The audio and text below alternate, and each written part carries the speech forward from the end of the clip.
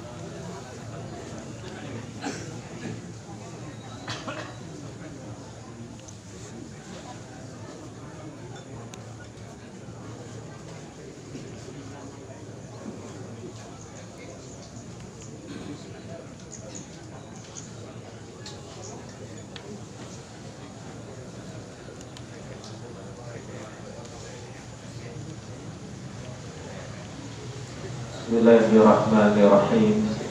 Assalamualaikum warahmatullahi wabarakatuh.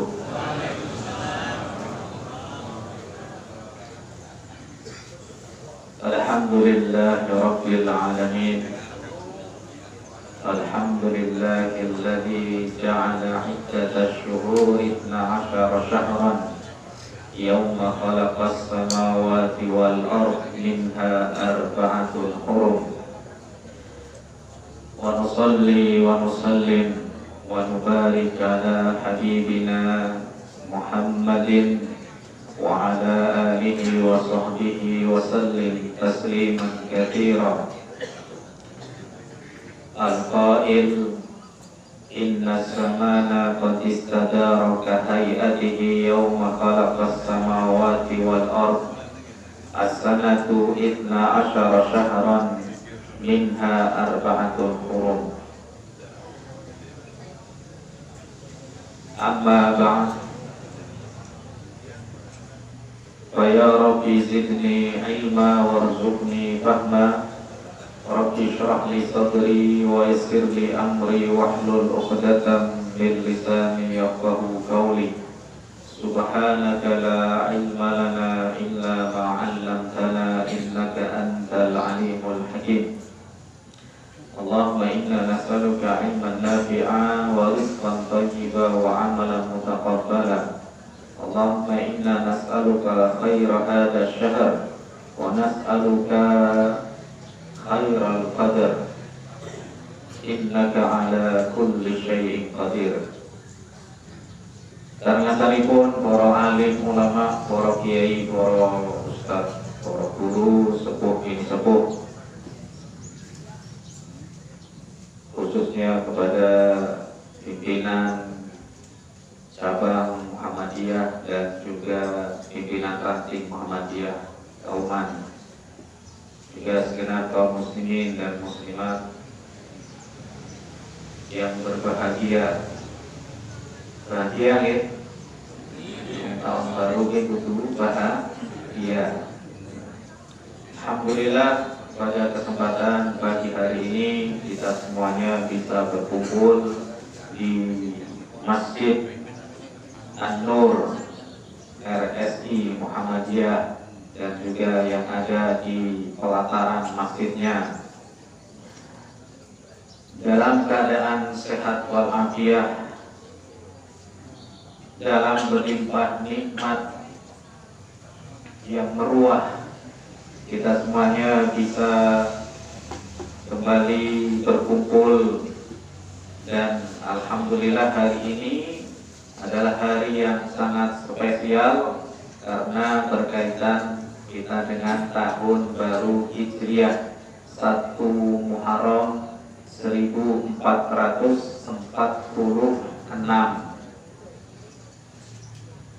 yang mana alhamdulillahnya yang namanya tahun baru nggak ada yang namanya perbedaan.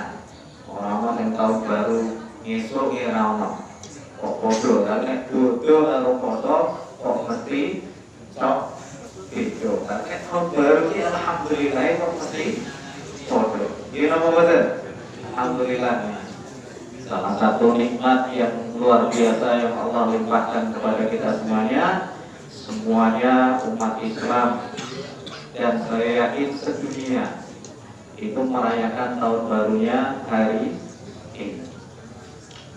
Jangan lupa salawat salam keberkahan senantiasa kita hadiahkan kepada junjungan kita Nabi besar Muhammad sallallahu alaihi wasallam, kepada keluarga, sahabat serta umat beliau yang senantiasa istiqomah, yang selalu kita nantikan syafaat beliau di yaumil qiyamah. Amin ya rabbal alamin.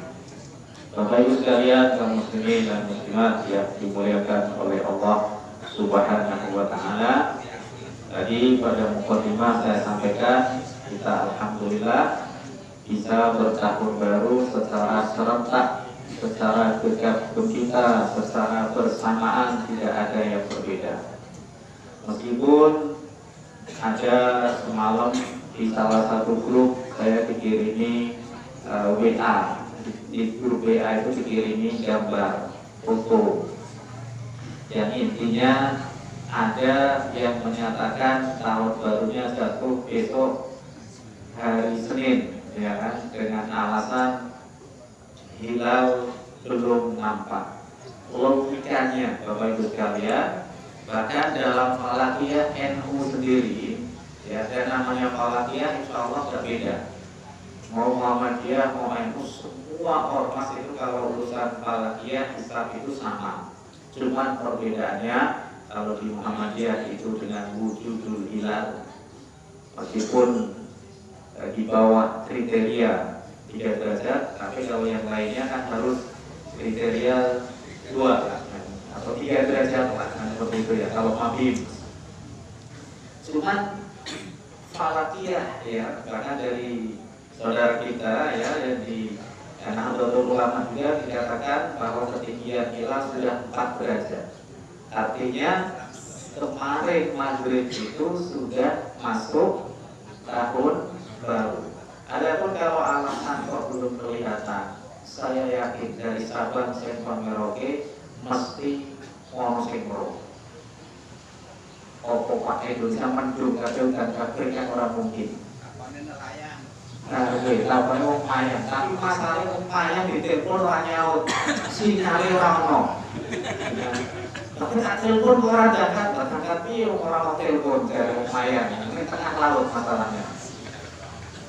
Jadi tidak mungkin kalau tidak terlihat itu tidak mungkin. Semua Indonesia nggak lihat itu. Kalau nggak lihat mungkin karena ketutup mendung itu mungkin. Tapi secara hisab, secara falak sangat mungkin sekali.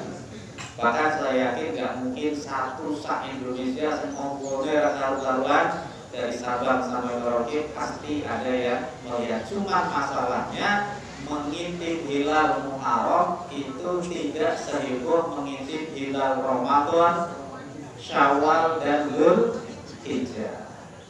Tidak heboh. Ya, sehingga apa? Sehingga dalam hal ini ada yang mengatakan belum, tapi secara ilmu harusnya sudah. Dan tidak mungkin berbeda, sehingga dipastikan hari ini Ahad 7 Juli 2024 masuk tahun baru yaitu 1 Muharram 1446 Hijriah. Tidak ada yang berbeda, alhamdulillah. Jadi meskipun ada mungkin perbedaan Ramadan, perbedaan Idul Fitri, perbedaan Idul Adha, dan alhamdulillah Idul Adha kemarin kita sama loh dengan pemerintah, ya sama. Ya, meskipun ada juga yang merayakan hari Ahad Idul Adha-nya ya dengan mengikut wukuf di Arafah, memang itu hak mungkin pribadi seseorang, tetapi secara kelembagaan ya, secara persyarikatan alhamdulillah kita sama dengan pemerintah hari Senin ya. Sampai ada orang yang mengatakan kira Muhammadiyah kalau podo karo pemerintah podo. Cuma ini secara Islam memang harusnya Pak Saudi itu kalau secara ilmu memang kemungkinan itu besar waktu Dzulhijjah itu seharusnya sama dengan kita yang dari Indonesia. Tapi sebenarnya perbedaan ya. Ada Maroko yang letaknya lebih barat pun bahasa Arabnya Maroko apa? Maghrib. Iya Maghrib. Coba cek Maroko itu bahasa istilah ya asing gitu ya, Maroko. Tapi istilah Arabnya adalah Maroko itu bahasa Arabnya Al-Maghrib. Maksudnya apa?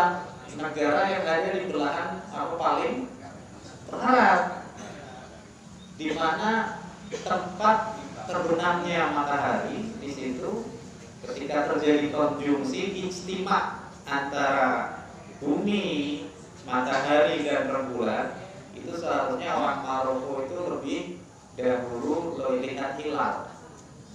Tapi kenapa Maroko juga bisa berbeda dengan Saudi gitu kan? Jadi ini memang realita yang terjadi. Harusnya ada semacam wallahu alam, yang jelas di Saudi sudah ada orang yang disumpah untuk melihat hilal Idul Adha, sehingga ya harus dilaksanakan apa? Hari Jumatnya itu sudah tanggal berapa itu kemarin 7 Juni itu masuk 1 Dzulhijjah, sedangkan kita satunya kan gitu ya di Indonesia. Jadi terlepas daripada itu semuanya, ya alhamdulillah kita di tahun baru Islam itu selalu sama, di mana-mana itu adalah sama. Mungkin dari belahan bumi Maghrib sampai Maghrib, kita yang ada di Maghrib, ada di timur, pun alhamdulillah merayakannya hari. Bapak Ibu sekalian, kaum muslimin dan muslimat yang dimuliakan oleh Allah Subhanahu wa taala, bulan Muharram ya kita peringati hari ini, di mana Muharram artinya adalah secara bahasa harrama yuharrimu, mengharamkan, tahriman wa muharraman. Ini secara masdar dan masdar mimnya, mengharamkan di sini maksudnya adalah dengan kita menghindari yang haram itu kita jadi orang mulia. Orang mulia bukan sekedar karena dia melakukan ketaatan. Yang berat itu adalah menghindari yang haram. Kenapa? Melakukan ketaatan itu biqadri mastata'tum fattaqullaha mastata'tum. Takwalah kalian kepada Allah sebisa kalian, kan gitu. Jadi konsep dalam takwa itu maksudnya konsep dalam taat. Kita sholat nggak bisa berdiri, kita bisa sambil duduk. Bahkan pengajian ada yang lesehan, ada yang duduk. Nah, kalau ada duduk, ada yang selonjor, orang yang semedi dan lain sebagainya. Ini konsep ini kita ada kemudahan. Tapi kalau dalam urusan haram itu tanpa terkecuali. Nggak bisa orang ini kok haram kemudian dengan alasan ini, kecuali mungkin dalam keadaan tertentu, mutor dalam keadaan terdesak, makan babi karena tidak ada makanan lain di hutan, itu pun kata para ulama tidak boleh sampai kenyang sekali, ya gitu. Ada yang makan yang penting nyambung, dia sekiranya dia bisa untuk bisa makan, tidak boleh sampai betul-betul kenyang. Apalagi dalam urusan makan, ini para ulama ini untuk urusan mubah biasanya para ulama ini kalau mubah itu nggak suka, ulama-ulama salaf itu mubah itu nggak suka terlalu diperluas. Ya mubah itu ya mubah gitu aja. Misalkan makan itu ya udah model makanan itu ya kayak gitu. Tapi kita dalam urusan mubah ini banyak diperluas. Makanya at-tausi'ah fil at'imah wal ashribah, meluaskan model makanan dan juga model minuman itu memang perkara yang mubah. Tapi malah kalau ulama dulu malah tidak begitu suka. Misalnya kita mau masak, Nabi itu nggak suka kalau masak, kalau makanan itu terlalu lama olahannya itu terlalu lama. Misalnya, kenapa orang Arab ini makan daging terus menerus tapi nggak kolesterol, misalkan dia agak stroke, awalnya dia makan sate, makan gulai, makan bodoh besar, itu sirai bermumat. Kalau orang Arab makan daging tiap hari nggak pusing, kita makan daging pusing, mereka justru kalau nggak makan daging malah pusing. Kalau kita makan daging kebanyakan malah pusing, karena kebalikan, karena bagi mereka itu kenapa olahan masakannya itu memang beda kan gitu. Wah, harus diungkep dulu sampai berjam-jam, ya itu apa namanya resto, itu benar-benar dia hilang itu jeruan di orang doyan, awalnya itu jeruan malah di soto, ya kan? Turun memilih es teh dan lain sebagainya, itu akan berbeku akhirnya. Ya, ini yang bikin kita pusing dan lain sebagainya, Bapak Ibu sekalian. Jadi at-tausi'ah tadi, jadi perkara yang mubah ini ya dilepaskan sesuai dengan perubahannya. Makanan itu kita makan 20 wasyarabu mubah, kita makan minum, tapi diniatkan ibadah bisa bernilai pahala.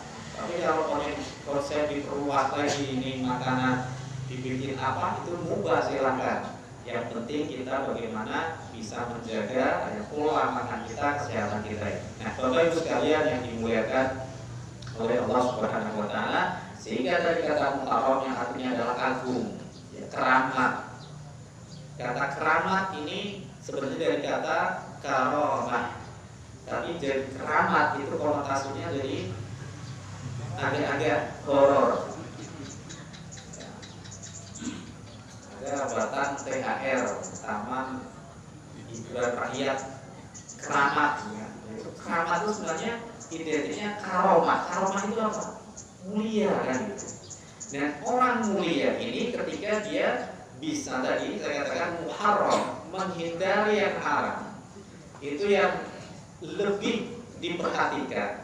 Perhatiannya itu harus lebih.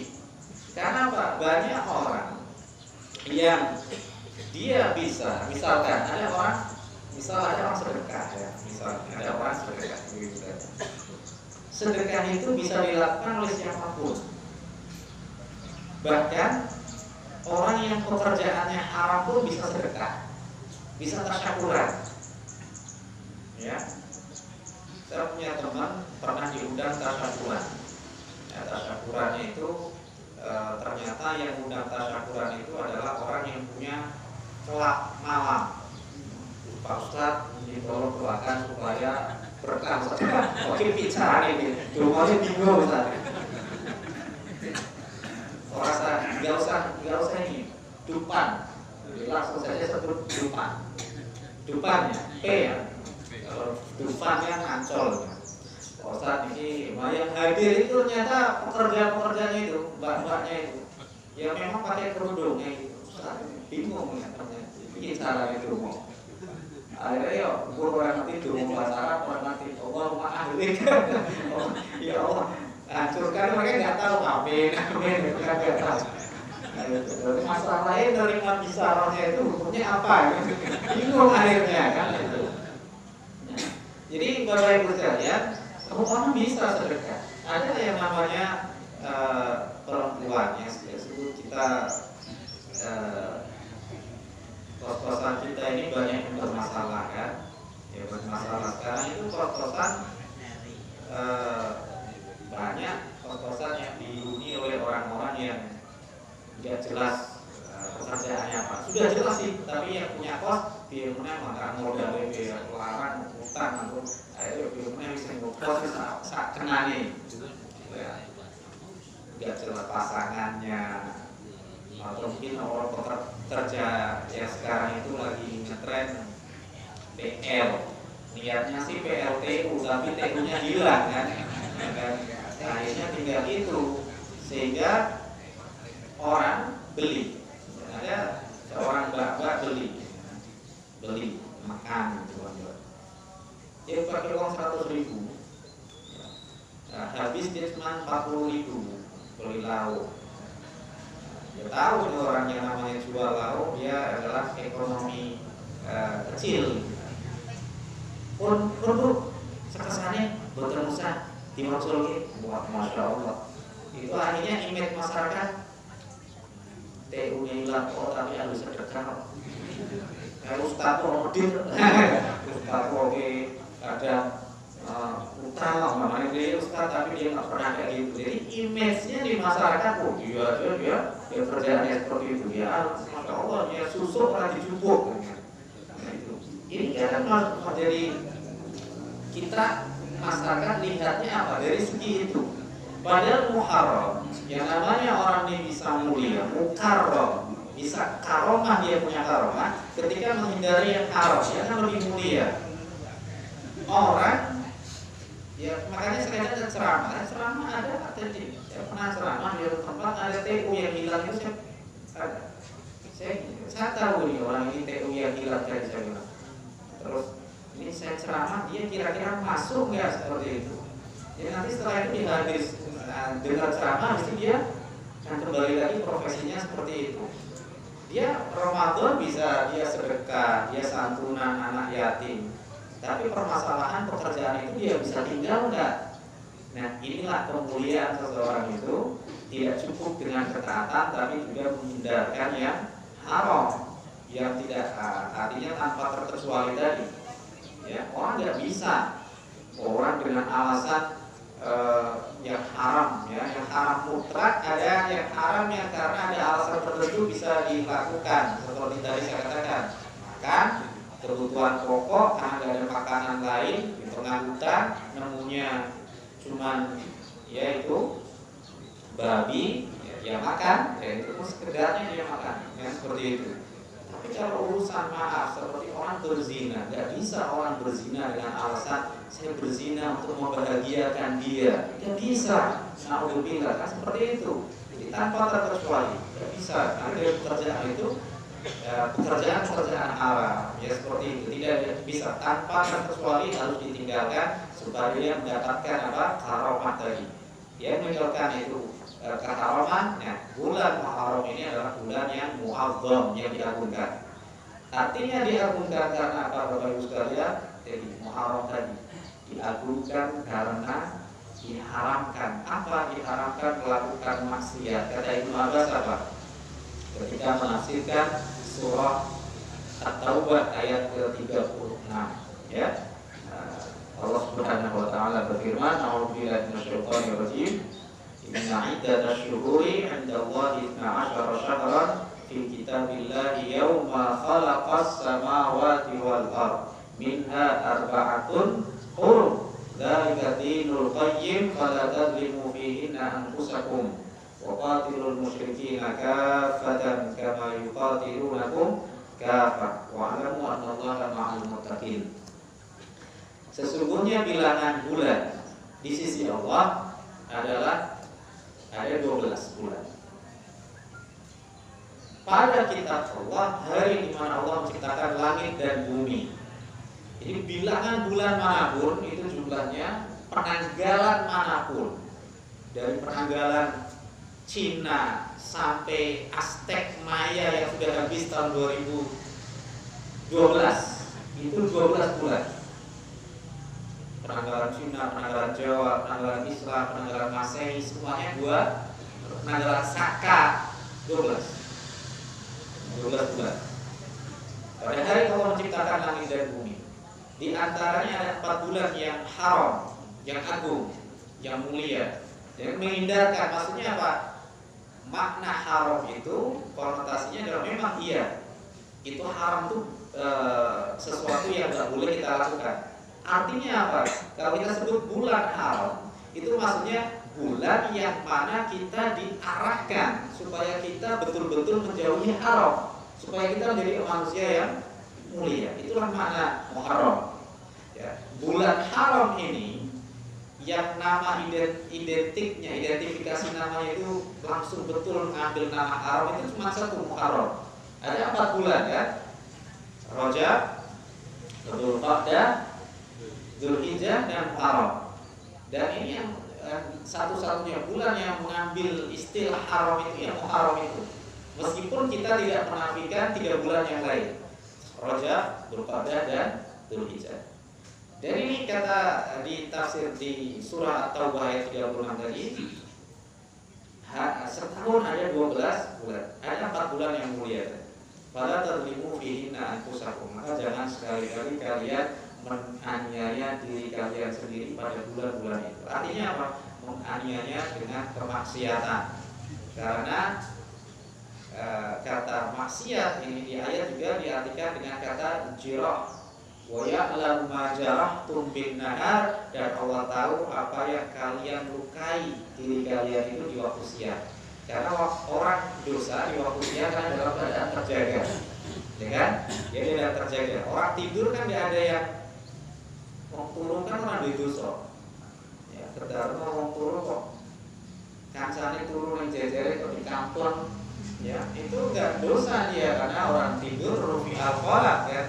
Diangkat pena ini animna hatta yastaiqin, orang yang tidur sampai dia bangun, wa anit sobi hatta yahtalim, anak kecil sampai dia intilam akil balik, dan wa anil majnuni hatta yafiq, dan orang gila sampai dia sadar sembuh dari gilanya kan gitu. Jadi Bapak Ibu sekalian rahimakumullah, tadi kata jaraktum, menganiaya diri kalian sendiri di waktu siang. Ya. Dan ini kata Ibnu Abbas, yang dimaksud dengan aniaya itu adalah melakukan maksiat. Ya, melakukan maksiat itu kita menganiaya diri kita sendiri, mendolimi diri kita sendiri dengan maksiat tadi. Maka fala tadlimu fihinna anfusakum. Kenapa lebih identik pada bulan-bulan haram? Karena diagungkan. Bulan-bulan ini diagungkan. Bulan yang umat Islam ini nggak boleh perang kecuali diperangi. Kita nggak boleh memulai peperangan itu di bulan-bulan haram. Kata jumhur ulama masih berlaku hukumnya itu. Ya, meskipun sebagian yang lain mengatakan sudah dihapus, tapi ini kecuali kalau diserang, baru kita kalau sudah bulan haram ya kita tetap serang. Ini bulan apa ya? Bulan agung. Artinya apa? Nggak boleh jihad kecuali kalau diperangi kita layani.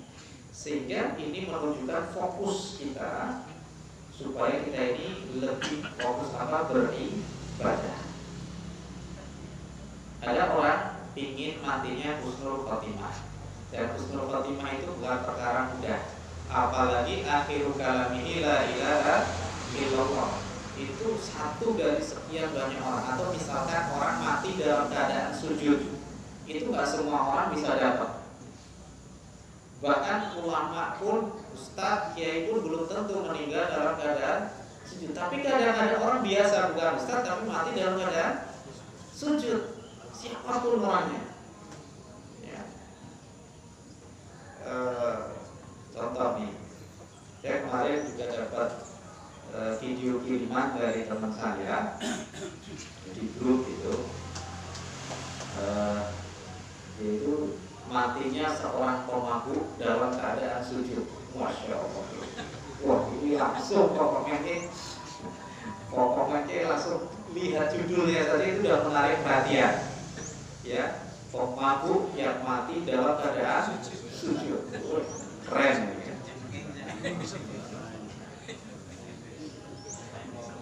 Di video itu dikisahkan ada orang lagi teyeng, lagi mendem. Mendem itu artinya dari dua. Mendem bisa mendem itu apa? Bubur, juga mendem itu mendem mabuk.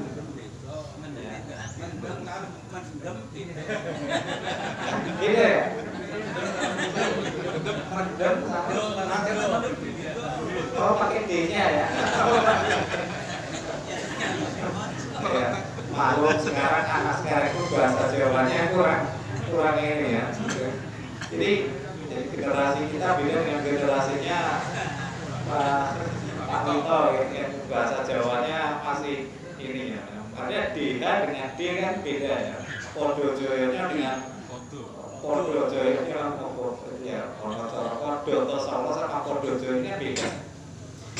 Jadi kisahnya seorang pemuda ini masuk masjid, tapi dilarang sama pengurus masjid takmir. Karena apa? Tahu ini orang bawa alkohol. Ini nggak boleh ini orang ini. Kamu harus jangankan ngombe jenggot, kamu makan pete aja kalau masih bau saja kamu harus siwakan dulu kan gitu. Apalagi kok itu pete ya hukumnya halal apa makruh? Saya ngomong makruh saya nggak senang, tapi saya ngomong senang ngomongnya halal. Halal apa ibadah kan? Kalau pete ya pete kan bagi orang yang suka kan ya masya Allah penyedap rasa kan itu kan. Kalau yang nggak suka kayak Jakarta itu kan orang Jawa Barat Jakarta kan itu suka itu jengkol kan. Itu seminggu itu masih ada menu wajibnya jengkol. Ya, sampai ada yang bikin plesetan jengkol itu sebenarnya dari bahasa Arab. Kok bisa? Setahu saya jengkol itu cuma ada di Indonesia. Gimana di Arab kok bisa tahu? Ya durian ya durian kalau bisa di bahasa Arab kayak apa kan? Ya. Kemudian apa ini? Apa namanya? Bahasa Arabnya apa? Bahasa Arabnya itu dulu ada orang Arab datang ke Indonesia dijamu pakai jengkol, semur jengkol. Ya kemudian dikasih makan. Nah ada ta'amun ladzid, ini makanan yang enak. Terus ini buat asal kisah tuh buat ini aja apa namanya buat ini lucu-lucuan aja lah ini ceritanya paling kurang ngarang aja sini. Mahada ada ta'amun ladzid ta'am ladzid. Terus kul ya syekh kul ya sidi makan tuan dimakan terus semua jengkol. Mau dibilang kayak hati kok beda itu dimakan. Masya Allah. Zen, kul, hanya jengkol. Itu kata orang Betawi itu. Orang Betawi bilang saya meriwayatkan ini dari orang Betawi Pak. Jadi saya nggak ngarang sendiri. Orang Betawi kan menu wajibnya kan semur jengkol. Kalau kita kan makan jengkol kan ya ini kan nggak terbiasa. Kalau pete mungkin masih ya. Orang makan pete ya kalau dulu zaman Nabi itu makan apa? Basol atau saum, bawang. Basol itu bawang merah, saum itu bawang putih. Ya orang makan bawang saja itu masuk masjid itu harusnya bersihkan dulu mulutnya karena bisa mengganggu. Minimal kalau orangnya nggak terganggu, temannya malaikat terganggu karena malaikat nggak suka bau-bauan yang menyengat. Ya kan? Maka disuruh apa? Siwak laula an asyqa ala ummati la amartuhum bisiwak ma'akul li sholat. Seandainya aku tidak memberatkan umatku, sungguh aku perintahkan mereka untuk bersiwak setiap kali mau sholat. Dan di riwayat yang lain ma'akul li wudu, yaitu setiap kali apa? Wudu kan gitu kan. Nah, di sini orang harus bersiwak dulu atau ya gosok gigi lah kalau kita ini. Jadi supaya bau mulutnya itu nggak nyengat. Sehingga di orang makan yang halal saja, saya katakan halal lah ya, jengkol sama pete ini ya, kalau saya bilang halal gitu ya, makan yang halal saja kalau menimbulkan bau yang menyengat itu dilarang masuk masjid, apalagi mobil jenggot. Saya dilarang tadi itu video itu ya, mau masuk masjid dilarang, nggak boleh kamu ini ya. Kalau mau sholat di rumah dulu, kamu jangan ini mengganggu jamaah. Tapi dia maksain, jangan mau sholat ini. Akhirnya dia ambil wudhu segala macam. Ya tentunya mungkin barangkali disuruh siwak, kata tadi video itu nggak ada seorang situ siwak. Kemudian dia masuk sholat jamaah jadi makmum, dan ketika sujud dia bangun-bangun ya, dia nggak bangun-bangun, dikiranya mungkin dia tidur ya. Terus setelah salam dibangunin, ternyata luntung gosor, ternyata orang tersebut sudah terlanjur meninggal dunia. Akhirnya captionnya, Masya Allah, Omaru yang meninggal husnul khatimah dalam keadaan sujud. Padahal ono wong sing kian sholat itu pingin mati dalam keadaan sujud pun gak kesampaian. Ulama mazhab 4 yang meninggal dalam keadaan sujud itu cuma satu.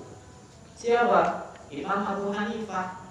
Padahal beliau imam yang paling banyak menggunakan kias daripada dalil kan.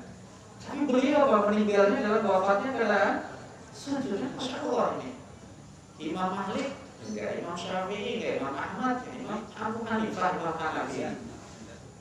Dan waktu itu ditemukan peninggalan beliau, surban beliau itu karena beliau orang kaya. Surbannya ini kalau dinilaikan itu seharga 40 juta.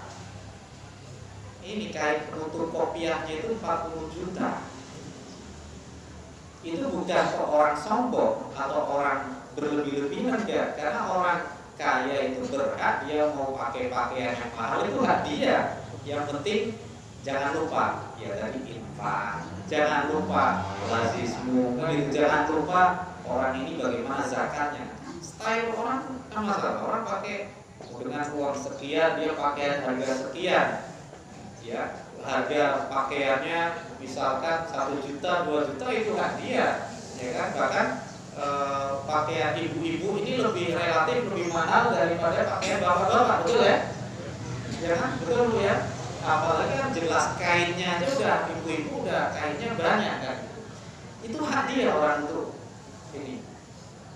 Ini menunjukkan bahwa orang meninggal dalam keadaan sujud itu nggak mudah. Hanya orang-orang pilihan, siapapun bisa. Bakarijan. Tapi itu masih ambigu itu ya. Itu kalau benar-benar sujud atau gimana kan? Dan itu siapapun bisa. Mungkin orang yang ya apa namanya? Ada orang ya kayak Allah ya kayak Ustaz Bisri yang Pekalongan itu meninggal ketika khutbah ya kan, kita mau khutbah. Ada bukan cerita juga orang mana itu orang beci tulis yang wakaf masjid apa ya, masjid tingkat itu di beci tulis itu yang ini itu juga kata penduduk setempat meninggalnya dalam keadaan sujud. Orang nggak ini apa namanya meninggal sujud itu satu harapan yang luar biasa yang besar.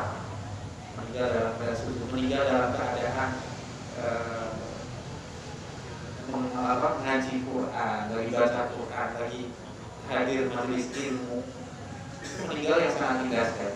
Nah, itu captionnya adalah orang pemabuk meninggal dalam keadaan sujud. Yang jadi pertanyaan adalah itu betul-betul atau sekedar konten? Karena sekarang ini rawan konten zaman sekarang, ya kan? Bisa saja itu konten, kemudian orang ini melihat biar view-nya banyak, ya. Dan orang kalau memang dia masuk masjid dalam keadaan mabuk, kok seakan-akan Gusti Allah kok ngai sujud mati ya gitu gampang teman. Ini menimbulkan kecemburuan. Kok bisa seperti itu ya Allah? Mau saya aja itu bapak saya, mbak saya yang soleh lah bisa dibilang seperti itu, meninggalnya aja dan tidak dalam keadaan sujud. Ini jadi pertanyaan ambigu, menimbulkan dua jawaban. Benar nggak? Sehingga bisa jadi itu jadi sebuah konten. Makanya Bapak Ibu sekalian, tahun baru Islam diawali dengan bulan Arab, bulan Agung. Tahun baru Islam juga diakhiri dengan bulan yang agung juga, Dzulhijjah. Ya. Jadi diakhiri dengan bulan agung, diawali pula dengan bulan agung. Apa pelajaran yang bisa kita dapatkan dari situ? Yang bisa kita dapatkan, bisa petik pelajarannya dari situ Bapak Ibu sekalian adalah bahwa setiap kita mengakhiri sesuatu masa, baik itu hari kita mau tidur, muhasabah, kita akhiri dengan mohon ampun kepada Allah. Bahkan ada cerita di mana salah seorang sahabat Nabi yang dikatakan oleh Nabi, lalu Nabi lagi sudah duduk bersama para sahabatnya, akan datang kepada kalian calon penghuni surga. Bukan siapa-siapa, bukan tokoh masyarakat, bukan ustadz, bukan ini sahabat yang menghafal hadis banyak atau mungkin menghafal Quran. Dia datang seorang laki-laki yang menenteng sendalnya dan ada bekas wudhu di wajah dan lengannya itu. Datang sahabat ya, apa dia yang datang Nabi? Calon penghuni surga, amalan apa yang dia lakukan? Orang pasti mikirnya amalan apa yang dia lakukan. Akhirnya sahabat Abdullah bin Amr bin As radhiyallahu anhu mampir ke rumahnya, ke rumah orang tersebut, ingin meneliti, ya, ingin melakukan sebuah penelitian. Benar nggak ini orang penghuni surga itu amalan apa? Ternyata apa yang terjadi? Malam pertama dia bukanlah orang yang melakukan tahajud sepanjang malam atau tahajud sampai kakinya bengkak-bengkak. Malam sampai malam ketiga.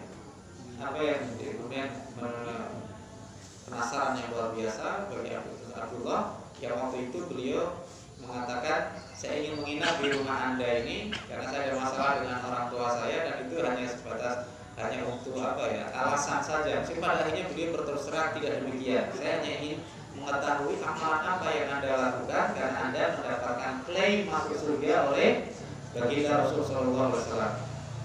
Akhirnya tahajudnya biasa-biasa saja. Ya. Akhirnya dia mengatakan, wahai saudaraku, tidak ada amalan yang spesial bagi saya. Tapi yang saya lakukan rutin adalah apa? Setiap malam sebelum tidur saya selalu mohon ampunan kepada Allah, dan saya memberikan maaf kepada semua orang yang pernah menyakiti saya. Hari itu saya maafkan semuanya. Saya tidak ada dendam kepada orang. Ternyata begitu sederhananya, tapi mungkin berat untuk dilakukan. Gimana kita memaafkan orang? Mungkin orangnya itu dia aja nggak pernah minta maaf sama saya, dia aja kelakuannya gitu sama saya dan lain sebagainya. Dan inilah yang bisa meninggikan derajat seseorang itu ternyata dengan akhlak yang terpuji. Sehingga Bapak Ibu sekalian, kita akhiri hari dengan yang baik-baik, akhiri pekan dengan yang baik, akhiri bulan dengan yang baik, introspeksi diri, mawas diri, muhasabah diri. Tahun kita introspeksi diri juga. Karena apa? Kita pinginnya husnul khotimah, tapi kita nggak pernah introspeksi di akhir masa kita. Misalkan hari kita mau tidur, mau mengakhiri hari, harusnya kita introspeksi, kita mohon ampunan sama Allah. Kemudian setiap pekan, mungkin setiap Jumat kita mohon ampun sama Allah sebelum datang Jumat lagi. Setiap bulannya kita lakukan yang terbaik lagi, kita bertaubat kepada Allah terus menerus, sehingga apa? Ada semacam stretching, peregangan otot, pemanasan, warming up. Kita mau dapat husnul khotimah itu nggak bisa secara instan seperti kisah pemabuk tadi, ya, bisa jadi, ya. Dan kisah dari wanita pelacur di zaman Bani Israel yang meninggal karena memberi makan kepada seekor anjing, itu mungkin kalau kita ini mau cerdas juga, masa hidupnya dia kok menjajakan diri. Mungkin ada amalan apa yang bikin dia dimatikan dalam keadaan husnul khotimah? Karena nggak mungkin instan. Husnul khotimah itu nggak bisa instan, harus ada proses. Jadi ini yang permasalahannya, riwayat ini mungkin belum sampai pada penelitian sebenarnya wanita itu wanita yang seperti apa, gitu kan. Sehingga apa? Banyak orang yang beranggapan kalau mendembe, sujud. Berarti akhirnya jangan pernah meremehkan ahli maksiat, dan jangan merasa sombong dengan ketaatan yang kau lakukan. Ini akhirnya kan jadi penafsiran yang salah kan, nggak tepat. Akhirnya wong sing ahli ibadah ini harus sombong. Ya benar, memang betul. Ahli maksiat ya harus direndahkan, ya betul. Tapi permasalahannya yang kadang yang kirim itu juga mungkin kan orang ini apakah dalam tanda kutip, wah aku yang memang turun taat sih, tapi aku berhenti. Akhirnya kita nggak tahu. Jadi sehingga ini menimbulkan ambiguitas, ya, dual jawaban. Gimana ini maksudnya? Tapi saya jelaskan sekali lagi bahwa husnul khotimah tidak bisa didapatkan secara instan, harus ada proses. Kisah wanita pelacur tadi di Bani Israil yang memberi minum kepada seekor anjing, ini barangkali ada misteri yang belum bisa kita ungkap sebenarnya apa sebelumnya kan gitu. Sehingga jamaah sekalian rahimahullah, di semangat Muharram ini ya marilah kita sama-sama meningkatkan kualitas diri kita. Bulan yang terakhir Dzulhijjah itu bulan haram juga, bulan agung juga. Awal pun tahun diawali dengan bulan haram. Ini menunjukkan apa? Ini satu peringatan secara tidak langsung bagi kita supaya ya menutup sesuatu akhiran yang bagus, husnul khotimah itu bisa dimulai dari perkara-perkara yang ringan. Sebelum tidur kita muhasabah, ya kalau ingin hisab kita diringankan Allah, muhasabah diri, ya. Innama yakiful hisab yaumal qiyamah ala man hasaba nafsahu fid dunya, kata Umar bin Khattab. Sesungguhnya hisab itu akan menjadi ringan kelak di akhirat, itu diberikan kepada orang yang suka menghisab dirinya di dunia, ya. La yakunul abdu taqiyyan, seorang hamba tidak bisa menjadi sampai pada derajat taqi, orang yang bertakwa, kata Maimun bin Imran, hatta yuhasiba nafsahu ma yuhasibu syarikahu, sehingga dia menghisab dirinya sendiri seperti dia menghisab temannya. Ayo, nek biji buah kan enak kok. Tapi nek biji awake dhewe angel ya, yang wong ora iso delok cintoke dhewe. Maka orang belum bisa menjadi muttaqin, bertakwa kalau belum bisa menilai dirinya sebagaimana dia menilai teman. Baiklah, mudah-mudahan Muharram jadi momentum kita untuk meningkatkan diri kita, ya. Bulan yang agung, banyak-banyak berpuasa, ya. Bahkan dengan memperbanyak puasa atau minimal Asyura. Kalau kita tambahkan lagi Tasu'a, Asyura 9, 10. Kita ada yang mengatakan bisa kata para ulama 11, 10, 11. Atau ada yang mau saya banyak puasa di situ, boleh silakan. Ya. Bahkan jumhur ulama mengatakan kalau Asyuranya, Arafah, Asyura itu jatuhnya hari Jumat, Sabtu pun sendirian tetap masih diperbolehkan. Karena apa? Itu berkaitan dengan momen. Kan ada hukum puasa hari Jumat, hari Sabtu kan kalau disendirikan kan makruh. Tapi kalau bertepatan dengan momen-momen tertentu nggak apa-apa. Kayak Arafah kemarin yang Idul Adha-nya hari Ahad, Arafahnya berarti hari Sabtu, kan berarti nggak apa-apa. Yaitu karena itu terlepas dari mengkhususkan, tetapi pas dilalah qadarullah tibane perdino Sabtu atau hari Jumat, maka itu tidak apa-apa. Apalagi ini kita Muharramnya jatuhnya kalau di tanggal 1, berarti Tasu'a dan Asyura itu jatuhnya hari Senin dan Selasa. Aman insyaallah ya. Mudah-mudahan memberikan kekuatan pada diri kita untuk bisa introspeksi diri di awal tahun ini, meningkatkan kualitas diri supaya kita mendapatkan ridha Allah dan juga mendapatkan husnul khotimah. Karena husnul khotimah itu sekali lagi, ya, quote hari ini adalah husnul khotimah tidak bisa didapatkan secara instan, gitu aja. Mudah-mudahan kita semuanya dimatikan dalam keadaan husnul khotimah. Amin ya rabbal alamin. Marilah kita tutup dengan berdoa bersama-sama kepada Allah Subhanahu wa taala untuk kebaikan diri kita. Ada hadis ini Al-Fatihah. Alhamdulillah. Bismillahirrahmanirrahim.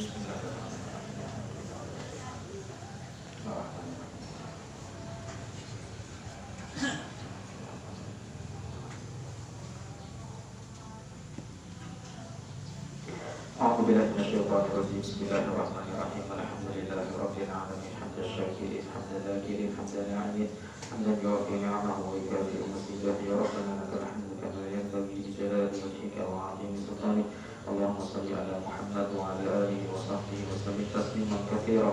اللهم اجعل جمعنا هذا جمعا مرحوما وتفرقنا من بعده تفرقا معصوما ولا تجعلنا اشقياء مربوطين. اللهم لا تدع لنا في مجلسنا هذا ذنبا الا غفرته ولا عيبا الا سترته ولا مريضا الا شفيته ولا جاهلا الا علمته ولا ضالا الا هديته ولا هما الا فرجته ولا كربا الا كشفته ولا دينا الا اديته ولا حاجه من حوائج الدنيا إلا قضيتها ويسرتها يا أرحم الراحمين يا مقلب القلوب ثبت قلوبنا على دينك ويا مقلب القلوب ثبت قلوبنا على طاعتك يا مقلب القلوب ثبت قلوبنا على محبة رسولك ربنا آتنا في الدنيا حسنة وفي الآخرة حسنة وقنا عذاب النار سبحان ربك رب العزة عما يصفون وسلام على المرسلين والحمد لله رب العالمين. السلام عليكم warahmatullahi wabarakatuh.